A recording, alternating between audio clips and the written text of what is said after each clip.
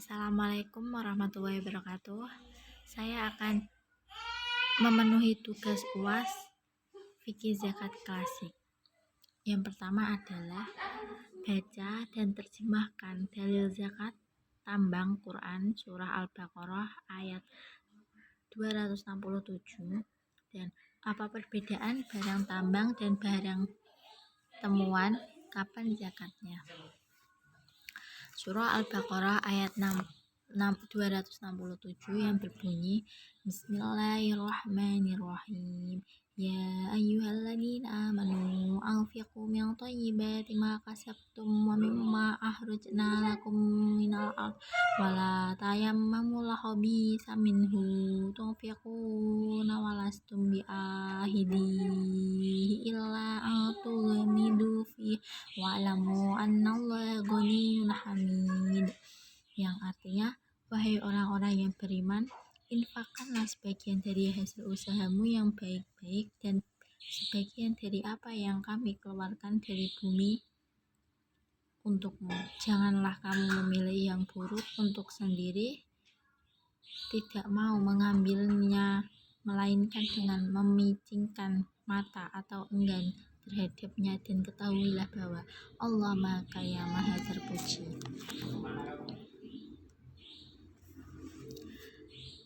Berikutnya adalah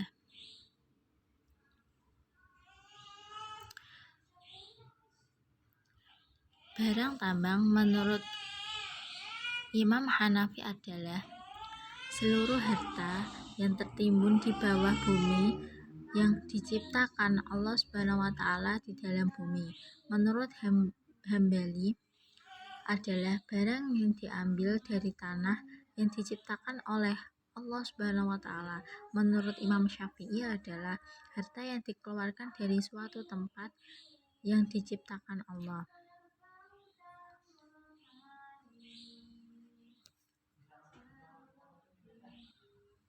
Syafi'i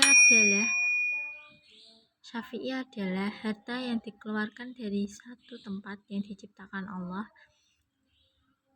dan cuma tertentu berkaitan dengan emas dan perak. Menurut Imam Maliki adalah barang yang diciptakan Allah Subhanahu wa Ta'ala di bumi yang berwujud emas, perak atau tembaga, timah, belerang dan dikeluarkan untuk diolah dan dibersihkan. Barang temuan adalah harta terpendam zaman jahiliyah yang diambil alih pada zaman Islam, baik sedikit atau banyak. Sedangkan menurut beberapa pendapat, perbedaan antara barang temuan dan barang tambang ialah bahwa rikas itu kala ditemukannya di dalam keadaan menjadi dan tidak butuh tenaga untuk mengolahnya, sedang barang tambang dikeluarkan dari perut bumi di dalam wujud belum jadi, menjadi kudu pengolahan yang maksimal. Kapan zakat barang dikeluarkan adalah jika mencapai nilai nisab emas 85 gram atau perak 595 gram, dan kapan zakat barang temuan adalah bila mencapai nisab 85 gram emas.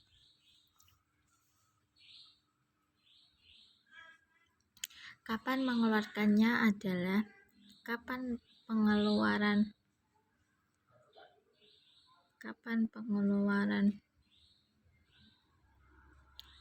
pengeluaran zakat investasi saham dan berapa nisabnya. Pengeluarannya adalah jika seorang investor telah mencapai nisab atau setara 85 gram emas, yakni sekira 47 juta hingga 70 juta, nisabnya adalah sama dengan zakat mal, yaitu 85 gram emas atau 25% dan telah mencapai 1 haul. Yang ketiga, zakat pertanian yang dialiri oleh air irigasi, zakatnya yaitu 1/20 yang sama dengan 5% setelah dikurangi. Nisab dari zakat beras sendiri adalah 815.758 kg yang nilainya 10% atau 5%, dan nisab gabah adalah 1.323.132 kg yang nilainya 10% atau 5% yang dirupiahkan sebesar 5 juta. Pendapat para ulama yang keempat, pendapat para ulama yang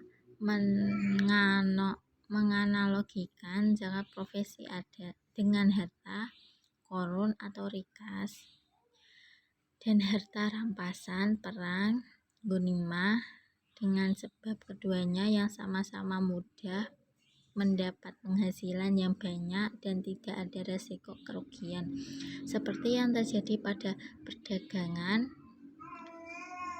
dan pertanian.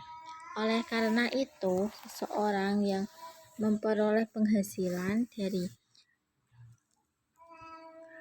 kerja profesi harus mengeluarkan zakat sebanyak 20%. Dan di Indonesia sendiri, zakat profesi mengacu pada UU nomor 23 tahun 2011 tentang pengelolaan zakat, pasal 2 ayat 2, dan peraturan Menteri Agama.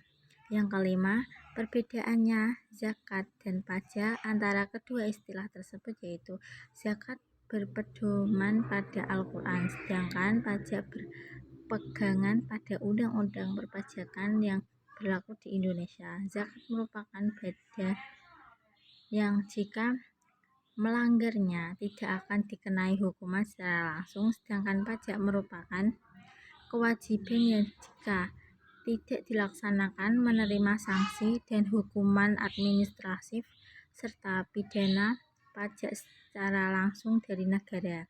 Penentuan nisab pada zakat ditetapkan oleh Allah SWT dan Rasul-Nya dan tidak bisa berubah. Sedangkan pada pajak, besarannya ditentukan berdasarkan kebijakan kementerian dan bisa berubah. Zakat bersifat permanen dan tetap dengan aturan yang sama dari masa ke masa.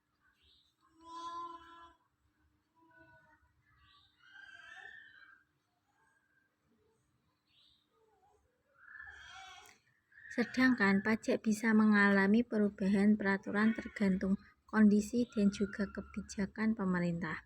Pos-pos penyaluran zakat sudah ditetapkan dalam Al-Quran dan sampai kapanpun pemerintah tetap pada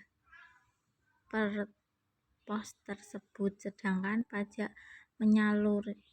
penyalurannya bisa bersifat fleksibel tergantung pada kebutuhan dan kondisi negara dengan cakupan yang lebih luas, termasuk pembangunan dan keamanan. Terima kasih. Wassalamualaikum warahmatullahi wabarakatuh.